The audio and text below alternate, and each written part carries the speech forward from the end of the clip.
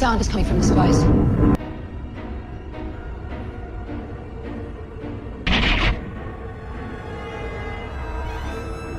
The sound is somehow controlling them.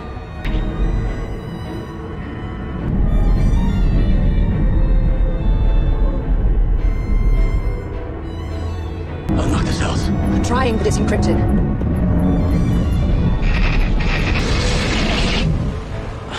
Caleb.